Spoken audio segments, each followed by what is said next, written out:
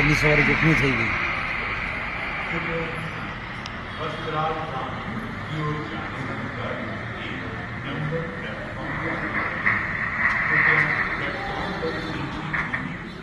ये एक ऐसा भयावह हादसा है जो पहले हमने कभी नहीं देखा है.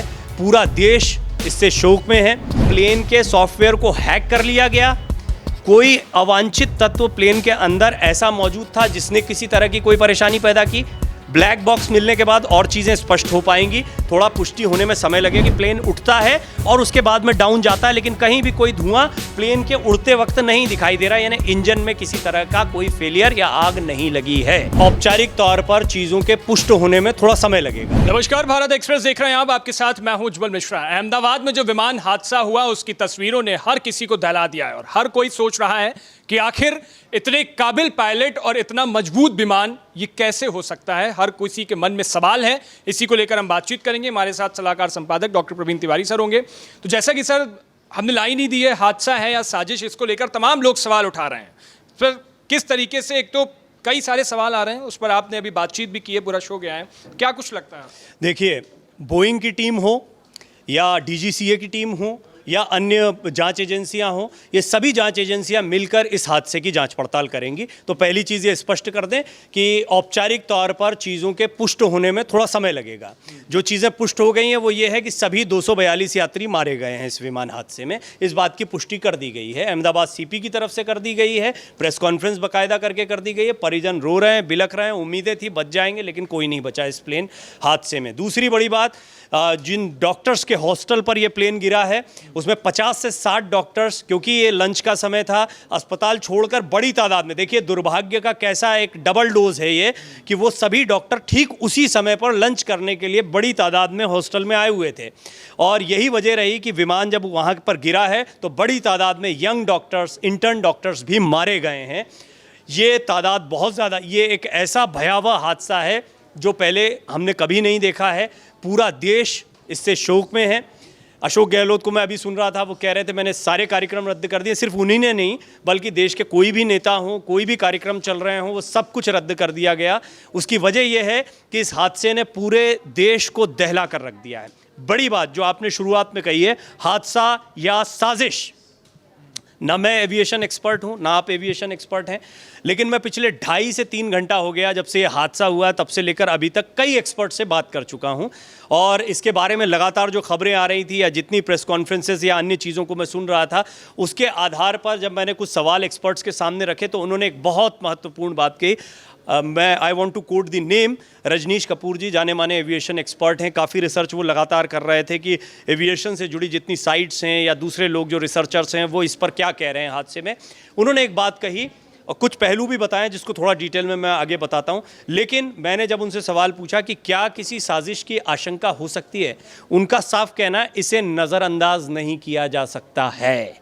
हालांकि उन्होंने कहा जल्दबाजी होगी, लेकिन अब जो डिटेलिंग जिसकी मैं बात कर रहा हूं, प्लेन उड़ता है या प्लेन टेक ऑफ करता है, प्लेन ने रनवे पर कितनी दूरी तय करी, क्या पूरी दूरी रनवे पर तय की है या नहीं की है. दूसरी एक बात और जो खबर आई है, और इसकी और पुष्टि होनी बाकी है, लेकिन ये खबर आई है और ये खबर काफ़ी मीडिया में चल रही है कि अहमदाबाद एयरपोर्ट को बंद कर दिया गया. अहमदाबाद एयरपोर्ट या किसी भी हादसे के बाद किसी एयरपोर्ट को बंद करने की एक बड़ी वजह ये होती है कि क्या वहाँ पर कोई ऐसी चूक थी, कोई सिक्योरिटी ब्रीच था या कोई ऐसी बात पता लगी जिसके बाद में अन्य विमानों को खतरा ना हो. ये इसीलिए इस डिसीजन का आकलन ऐसे. हालांकि ऐसा क्यों हुआ है, क्योंकि नज़दीकी ये भी कम होता है कि एयरपोर्ट के पास में ही प्लेन गिर जाए, कुछ दूरी पर जाकर प्लेन गिर जाए. महज 600 फीट की ऊंचाई तक वो टेक ऑफ कर पाया था. ये बहुत छोटी ऊंचाई होती है किसी प्लेन के लिए. 600 फीट पर जाने के बाद में आपने तस्वीरें देखी या विजुअल आप इस बातचीत के साथ में दिखाएं कि कैसे वो एकदम से नीचे आता है. और मेडे का कॉल कैप्टन सबरवाल, जिनको 8000 घंटे प्लेन को चलाने का एक अनुभव है, लेकिन उनके को पायलट के बारे में कहा जा रहा है कि वो उतने अनुभवी नहीं थे, लेकिन वो मेडे कॉल करते हैं. मेडे कॉल का मतलब ही ये है कि अब प्लेन मेरे कंट्रोल में नहीं है, I cannot control the plane. ये जब कैप्टन सबरवाल जैसा अनुभवी पायलट कह रहा है तो इसके बाद में 2-3 आशंकाओं से एविएशन एक्सपर्ट्स इनकार नहीं करते हैं कि क्या उसके सॉफ्टवेयर पर ही कोई हमला कर दिया गया, क्या प्लेन के सॉफ्टवेयर को हैक कर लिया गया? कोई अवांछित तत्व प्लेन के अंदर ऐसा मौजूद था जिसने किसी तरह की कोई परेशानी पैदा की? ब्लैक बॉक्स मिलने के बाद और चीज़ें स्पष्ट हो पाएंगी, थोड़ा पुष्टि होने में समय लगेगा। मैं एक बार फिर दर्शकों को जो अभी सुन रहे हैं, क्योंकि आपके मन में बहुत सारी जिज्ञासाएं हैं, आप जानना चाहते हैं क्या हुआ, अचानक क्या हो गया। बहुत सारे लोगों के मन में डर है कि अब हम प्लेन में बैठें या नहीं बैठें। एक बोइंग 787 जिसको ड्रीम लाइनर कहा जाता है, इसके विषय में भी मैं कहना चाहूँगा। दरअसल ये बोइंग 787 ड्रीम लाइनर एक बहुत ही अत्याधुनिक प्लेन है, इसमें बहुत सारे फीचर्स हैं, लेकिन इसी को सबसे ज़्यादा बदनाम प्लेन भी माना जाता है। जापान में इसकी शिकायत दर्ज हुई, इसकी बैटरी में आग लग जाती है और इसके बाद में इसको वहाँ पर रोक दिया गया था। अमेरिका में कई लंबे समय तक ड्रीम लाइनर को बंद रखा गया इन शिकायतों के बाद में, क्योंकि उसमें कुछ और समस्याएं थी। बोइंग एक बड़ी, आपने सुना होगा बोइंग के विमान, तो बोइंग एक बड़ी कंपनी है। बोइंग ने इनका निस्तारण किया, उनका बहुत बड़ा बिजनेस है, पूरी दुनिया में वो प्लेन्स बनाते हैं, अच्छे प्लेन्स बनाते हैं।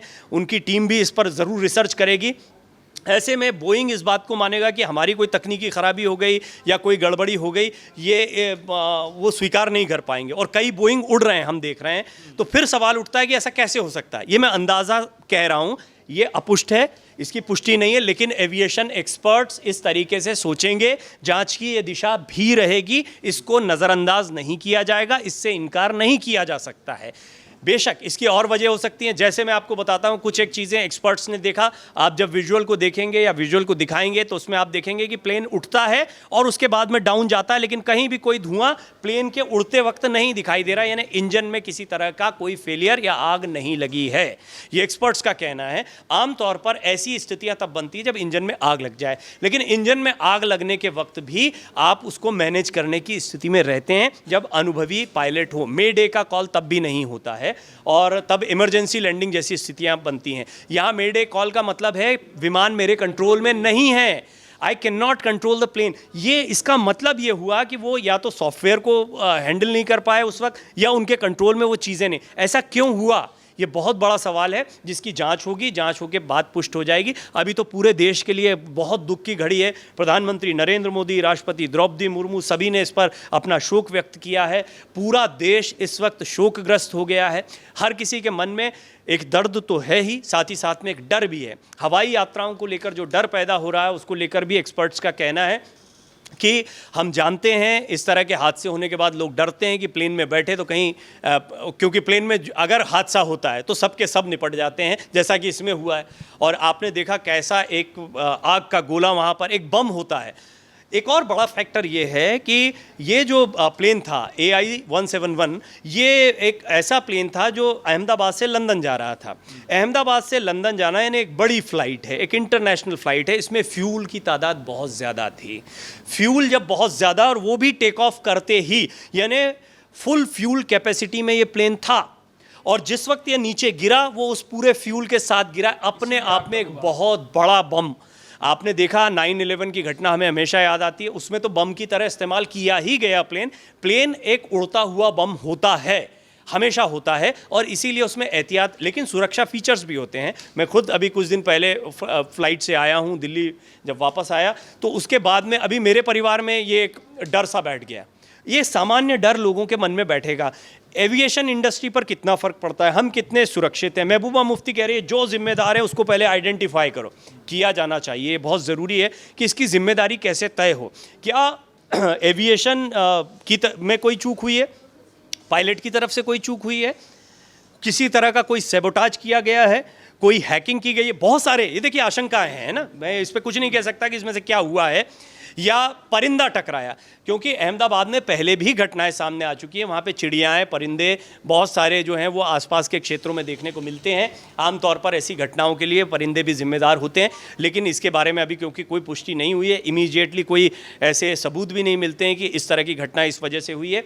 ब्लैक बॉक्स बहुत इंपॉर्टेंट है। ब्लैक बॉक्स वो चीज़ है कि जब प्लेन ने टेक ऑफ किया उसके साथ या उससे पहले भी जब उसमें पैसेंजर्स बैठ रहे होंगे, और जब कैप्टन की बात चल रही होगी अथॉरिटीज़ से और उन्होंने जानकारियां दी होंगी कंट्रोल रूम को कि ये सारी चीज़ें चल रही हैं, सब कुछ चेक है, सब कुछ ओके है, वो सारी चीज़ें होंगी। इन केस मे डे के पहले उन्होंने कोई बात की होगी, आपस में जो को पायलट के साथ बात हुई होगी या क्रू मेंबर्स को कुछ सूचित किया गया होगा, या आपने देखा होगा कि कॉल किया जाता है तो पीछे कुछ बोला गया, ये सारी चीज़ें उसमें रिकॉर्ड हुई होंगी, इसीलिए वो ब्लैक बॉक्स का मिलना ज़रूरी है। निश्चित ही हमारी जांच एजेंसियां इतनी सक्षम हैं कि बहुत जल्द से जल्द ये पता लगा लेंगी कि ये क्यों हुआ है।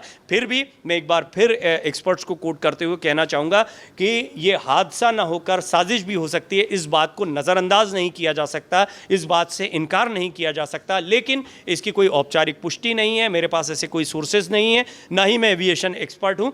फिर भी इस बात को जब एक्सपर्ट्स ने रखा तो ये एक विचारणीय विषय है कि कहीं ये हादसा ना होकर साजिश तो नहीं है।